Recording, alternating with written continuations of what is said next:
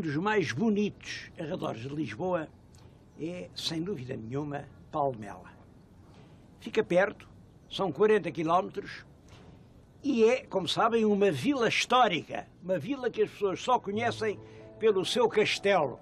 Estou-lhes a falar exatamente no castelo de Palmela. Mas Palmela tem muito mais para ver que o castelo. Bom, o castelo foi durante séculos a sede da Ordem dos Cavaleiros de Santiago. Ainda hoje se costuma dizer, esta é a casa de Santiago. Que diabo tem o Santiago? Santiago era lá tão longe. O que é que ele tem a ver com Palmela? É isso que nós vamos ver a seguir.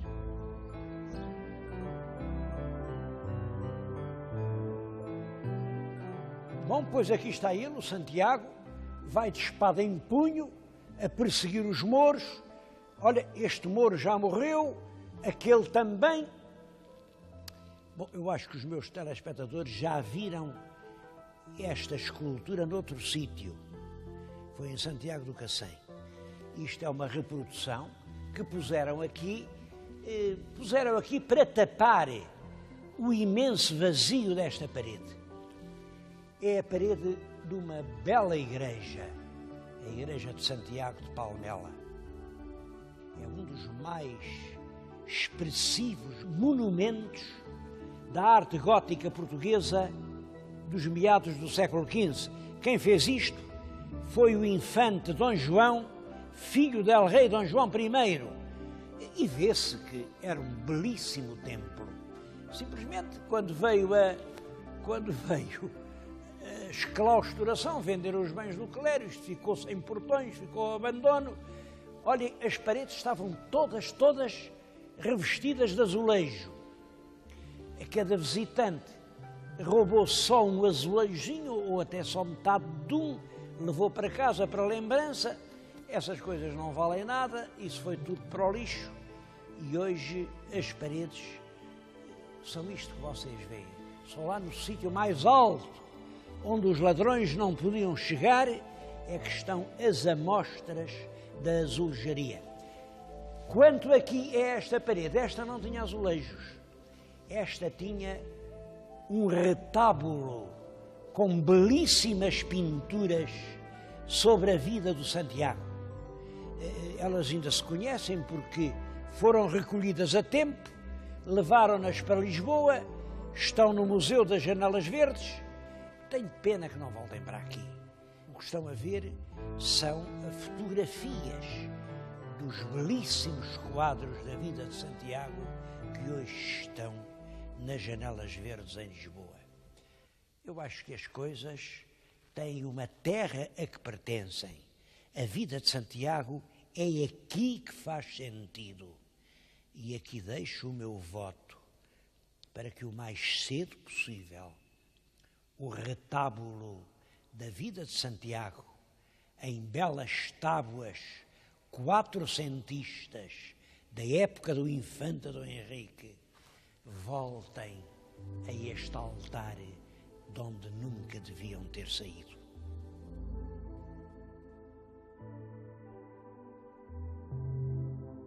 A Ordem de Santiago foi criada no quadro da guerra contra os mouros. Era uma milícia de cavaleiros cujo dever era entrar na guerra contra os mouros. Era uma ordem espanhola e durante muito tempo, mesmo em Portugal, chamávamos-lhe a Ordem de Uclés, porque a sede da ordem era em Uclés. Bom, há até uma história que eu gostava de lhes contar porque acho que tem a sua graça. É uma pequena poesia de mal dizer, ali dos fins do século XIII, começo do século XIV. Conto-lhes isto para verem que há coisas de que a gente agora se queixa e que já são muito antigas, muito antigas. A história é esta.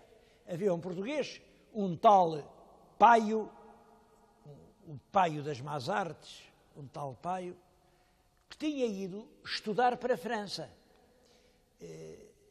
Mas ele não estudou lá praticamente nada. Ele não chegou a estudar lá um mês. Imaginem um mês quando as partes eram os anos. Havia 4 partes, primeiro ano, segundo ano, terceiro ano, quarto ano, portanto eram as 4 partes. Ele das 4 partes não estudou nem um mês. Bastou isso para chegar aqui a Portugal assim com uns ares de senhor importante, formado no estrangeiro. A maneira de dizer isso era com seu cerame de Chartres. Cerame era uma capa, um trajo à francesa, e isso bastou para que lhe dessem logo um lugarão. Imaginem, fizeram nem mais nem menos comendador do Clés. Bom, a poesia é esta. Veio o paio das más artes, com seu cerame de Chartres, mas ele não estudou nas partes, nem que chegasse a um mês. Pois de lunes a martes foi comendador do Clés. Todos sabem, de lunes a martes, palavras espanholas, quer dizer, de segunda para terça, de um dia para o outro. Eu acho que esta superstição de dar um grande valor aos graus que se trazem lá de fora, embora ele não tivesse estudado nem que chegasse a um mês, isso chegou até hoje. A verdade é que a guerra passou, a ordem continuou e a certa altura, é claro, os comendadores do Clés já não eram comendadores do Clés, eram comendadores de Palmela, porque Palmela foi a sede da ordem portuguesa, mas já não premiava nenhum serviços militares. Era assim uma sinecura, uma prebenda, uma conesia que El-Rei dava às pessoas que, em seu entender, mereciam ser recompensadas. Hoje, todos sabem, hoje, a Ordem de Santiago é um destes colares que o Presidente da República dá às pessoas que condecora no 10 de junho, uma coisa bonita, enfim, que se pendura e que é puramente honorífica. No pavimento da igreja há várias sepulturas. Eu queria falar especialmente de uma. É aqui, sepultura de Francisco Coelho Cardoso.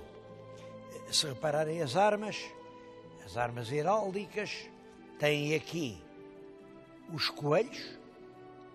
As armas dos coelhos são um leão a devorar aqui os coelhinhos. Cá está ele, o leão e os coelhinhos, e os cardosos. O leão está em pé perante a flor do cardo, a amarga flor do cardo. Isto quer dizer que este homem, pelo lado da mãe, era coelho, pelo lado do pai, era cardoso.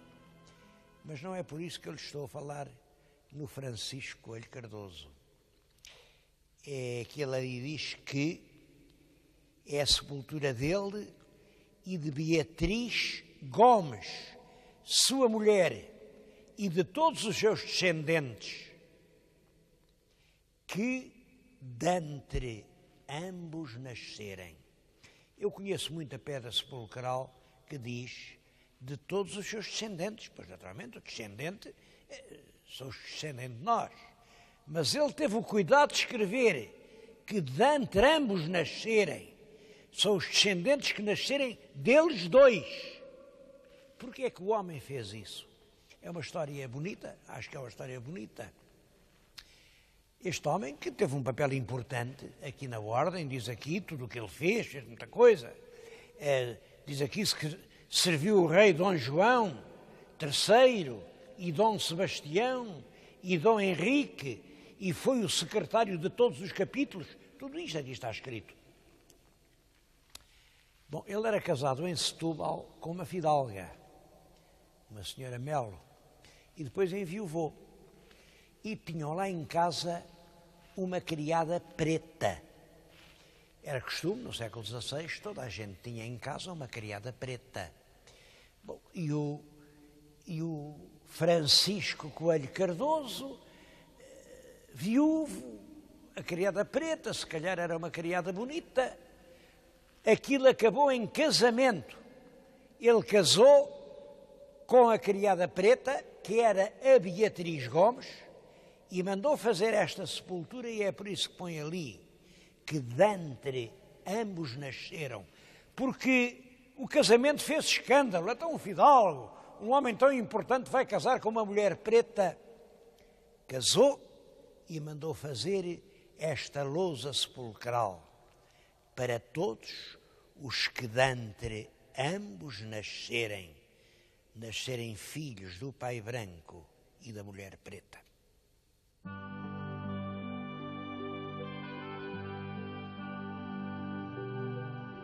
Mas em Palmela não há só o castelo para ver.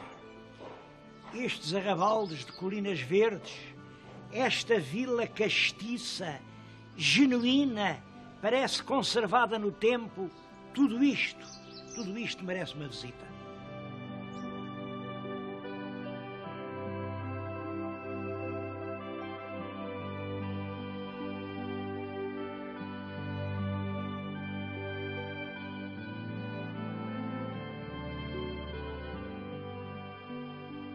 Como Palmela era uma terra de comendadores, gente de fora que vinha para ali gozar os seus rendimentos, não há assim muitas pessoas notáveis nascidas em Palmela. Claro, há algumas, mas há um grande nome da história portuguesa ligado a Palmela, apesar de lá não ter nascido.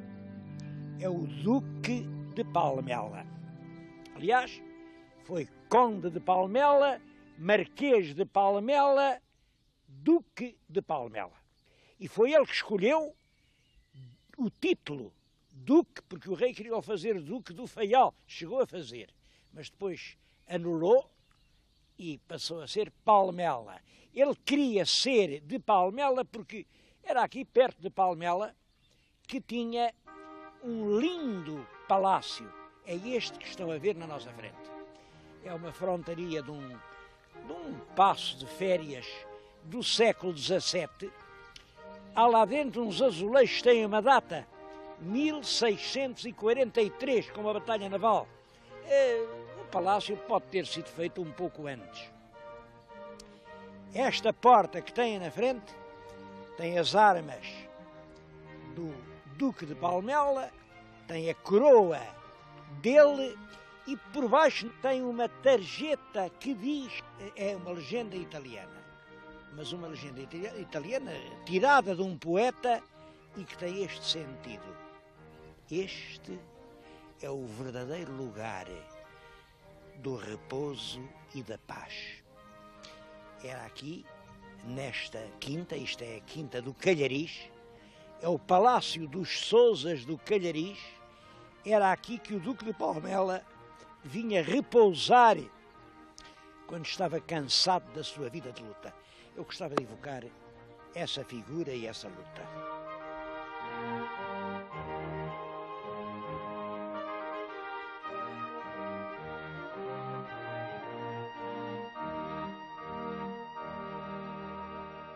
Os senhores telespectadores ainda se lembram quando nós fomos a Évora e eu lhes contei aquela história do bichinho de conta? Bom, uns lembram, outros não. O bichinho de conta é só isto. O poderoso Marquês de Pombal, quando está no cúmulo do prestígio, resolveu casar o filho com uma senhora, Dona Leonor de Sousa Coutinho, que era uma rica herdeira.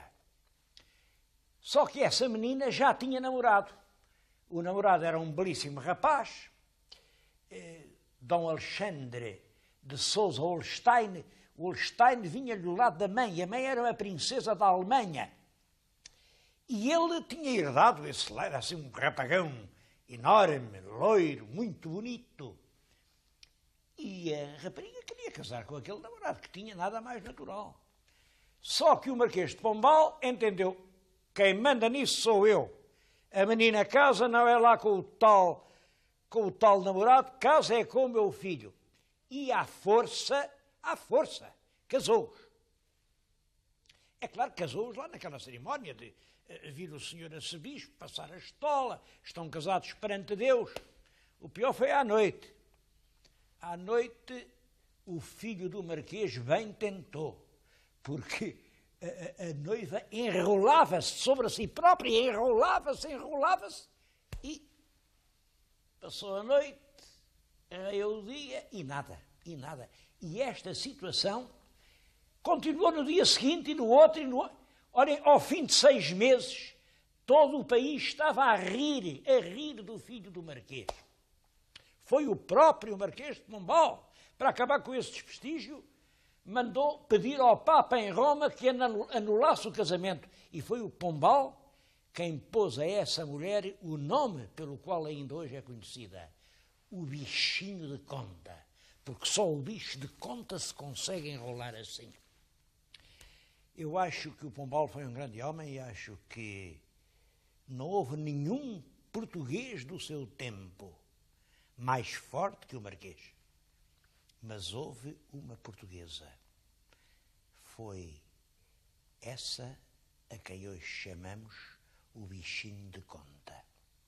É claro, o Papa dissolveu o casamento. Ela lá casou com o seu namorado, tiveram um filho, e esse filho é o que veio a ser Duque de Palmela. É a estátua que está junto de mim. É uma estátua muito fiel, eu conheço muitas gravuras.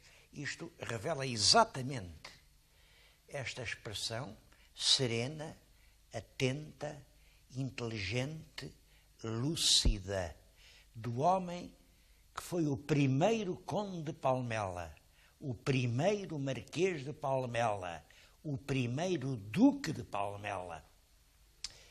O papel deste homem é perfeitamente central na introdução do liberalismo em Portugal. É curioso que hoje não há em Lisboa uma estátua ao Palmela. Nem em Palmela tem tantos largos, nem em Palmela lhe fazem uma estátua. Está aqui, mas aqui não admira, isto é a casa dele. Ele entrava àquela porta que vimos e vinha para aqui descansar. Foi uma vida muito difícil, porque ele pretendeu em Portugal fazer a verdadeira revolução, quer dizer, transformar este país feudal, antiquado, sediço, atrasadíssimo sob todos os aspectos, num país europeu, com uma Constituição moderna, com respeito pelas liberdades, mas tudo isto sem violências, sem tiros, sem ninguém matar ninguém. O Duque de Palmela é a minha ideia. É o homem que em Portugal representa o centro. Bom, eu acho que talvez se possa dizer que o centro é como o crime. Não compensa. Por ter representado o centro e ter sido o principal obreiro do estabelecimento do Estado moderno e da monarquia constitucional do nosso país, o Duque de Palmela hoje é um homem completamente esquecido. Eu sinto-me feliz por estar aqui na casa dele e lhe prestar esta homenagem. Os homens do centro são sempre esquecidos pelos homens das pontas. Mas há aquele ditado latino: in medio és de virtus. Apesar de tudo, eu acho que sim, é no centro que a solução tem de ser encontrada.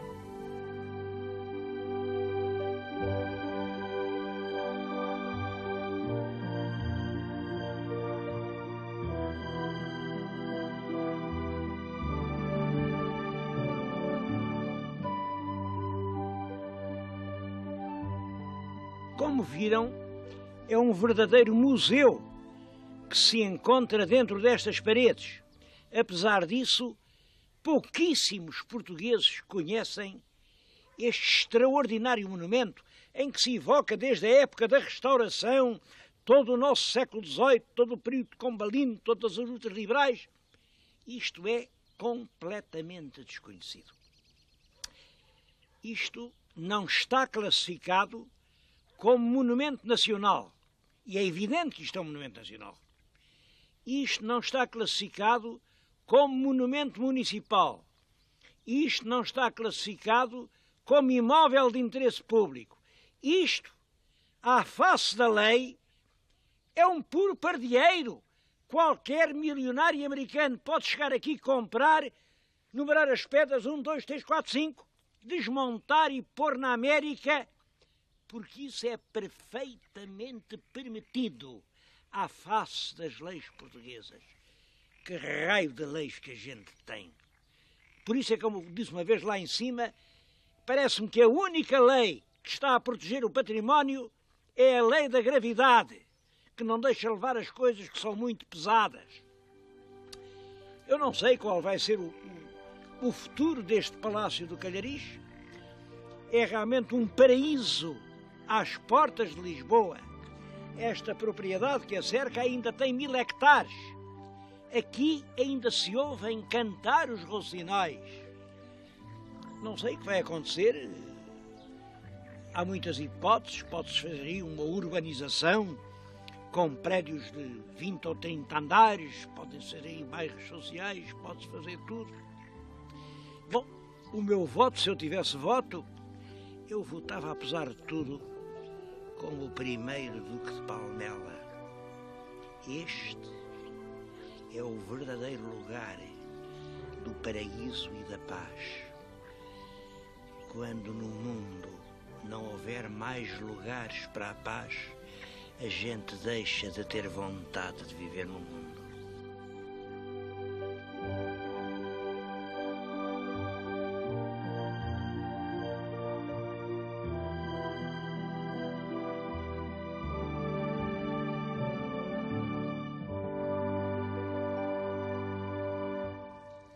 Mas quem é que pode adivinhar o futuro de uma casa? Esta, a que acabamos de ver, que é hoje, como veem, vê-se pela antena, um posto retransmissor de televisão, era a residência de férias, o passatempo predileto de um homem que hoje está muito esquecido, eu acho que muito mais esquecido do que devia, que era o capitão Henrique Galvão, o primeiro presidente da emissora nacional. Eu queria dizer que tenho para com a memória de Henrique Galvão uma dívida.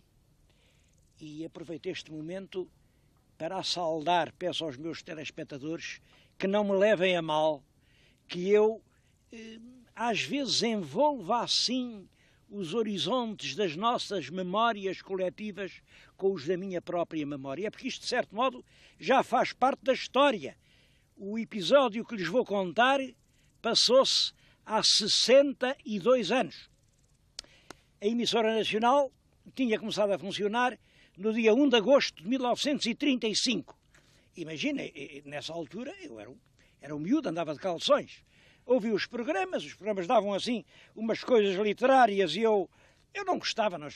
E tiro um dos meus cuidados, escrevo uma carta ao capitão Henrique Galvão e digo, isso o senhor devia fazer era, e mandava-lhe uns textos de uns contos rurais, os contos da província, isso é que é bom, isso é que o senhor devia dar.